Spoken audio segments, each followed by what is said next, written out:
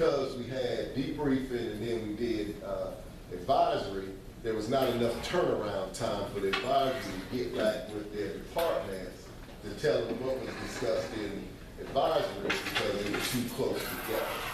So that's when they requested, could we move them a couple days over so that you all at least have time for the conversation about what was talked about in the advisory meeting. So that's why it was bumped to Thursdays. Also, I'm gonna give you an update on the Striving Readers. First of all, I do appreciate the level of technology that's being used throughout the building.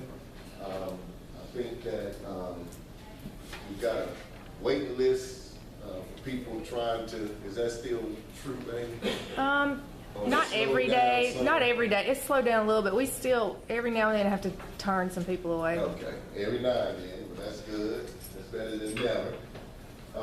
But we, with the Striving Readers, what happened was when, y'all know it's a reading grant, it's a literacy grant.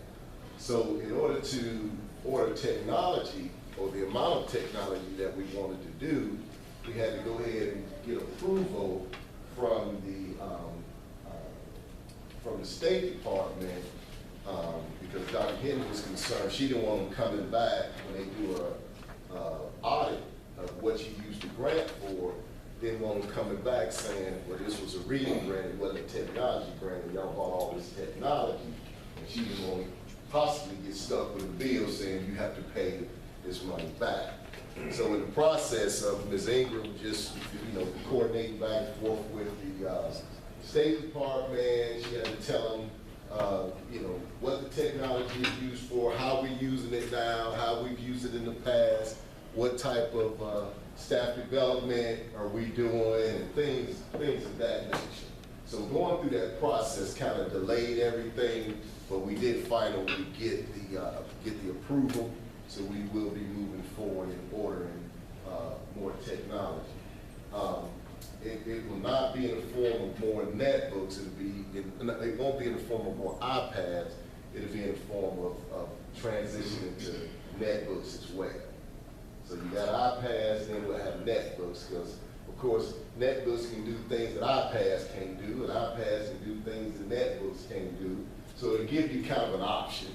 So one day if you're doing Book Creator, you may want to do iPads, but if you're doing something that requires a thumb drive, then you may want to do netbooks. So the process has been approved, so we're in the process of sending all the orders over. We're waiting on quotes to come in from Ms. Tatum, because when we order as the big dollar, when you start ordering big dollar amounts of stuff, like $100,000 amounts of stuff, then there's specific things that you have to do for when the auditors come to make sure that you're not connected with one company, so I'm giving all my money to one company. So there's some things you have to do from an auditing standpoint when you're ordering a significant amount of stuff. So that's what's going on with Striving Readers. So it's on its way, it's coming. I passed around the sheet with the blue date on it for debriefing, so because I failed to put it out Monday. But I also wanted to tell you how much we appreciate the debriefing sessions and the way they're going. They're getting better and better. I visited classrooms and did some observations this week, and you could tell when it starts getting close to the closing bell. You all may not hear the kids talking about it, but I can hear them talking about it. And they'll say, it's time, we're going to do our closing. So they're starting to get used to that procedure.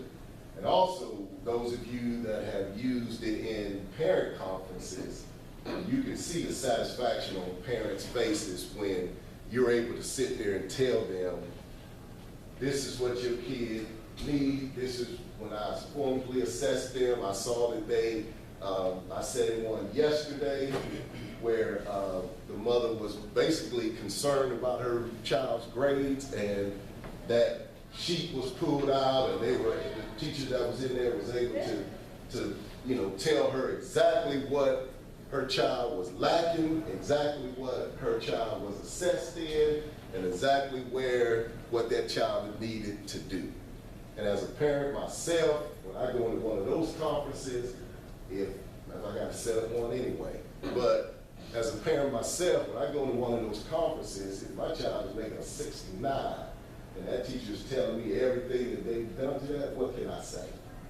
I'm looking at my daughter, because obviously you're not doing what you're supposed to do, or as a parent, if it's some homework issues, and I'm not doing what I'm supposed to do. So I do appreciate that. I was in this Spanish class yesterday, right at closing time, and she was transitioning from groups, and she said, all right, y'all get your desks, move your desks around, come on, y'all. And one young man said, yeah, we gotta do our closing. And I didn't solicit that, but what that tells me is that that's something that's been going on. Now, if they start talking about, well, what we gonna do now? What are we doing now? And they'll tell on us, y'all know they real, and it's something, we ain't never done this, why? No, they just doing that because Dr. Grace sitting in here. And y'all know they'll tell on us, but I'm not hearing that. I just want to let you know how much I appreciate you all's efforts in doing this. Just a reminder, I know if your department chair spoke to you, supervision is always, something that's on the forefront of things. Just continue monitoring these hallways and supervising the hallways, and I know that your department chairs went into that a little more with you. On morning duties, just want to reiterate that those students are not allowed to stand up. They have to be moving with a purpose. They either have to be going to get their breakfast, coming from their breakfast, getting up to throw something away. It has to be something with a purpose. So if you're in your sector and you see them kind of just standing there talking, if you just walk over and ask them to have a seat. The biggest time is really when it gets like 8:05, 8:10, and then we get that influx of seniors or drivers that come in. We have extra chairs distributed throughout the cafeteria, and I'm going to strategically move some in different spots so that if we say get a seat, they can just walk over and grab a chair and sit down. So if we're on duty and we're watching our sector, just please remind those students they need to be seated. Other than that, we've instituted the tardies to lunch. That seemed to help. I know Coach English is not in here, but I've been in the hallways, and they, once we start instituting that, they get on to lunch all the time. So we don't have the issue anymore of them just kind of, the few just kind of slow stepping. All right. Are there any other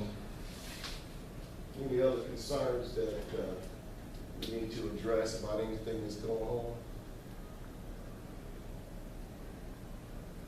All right.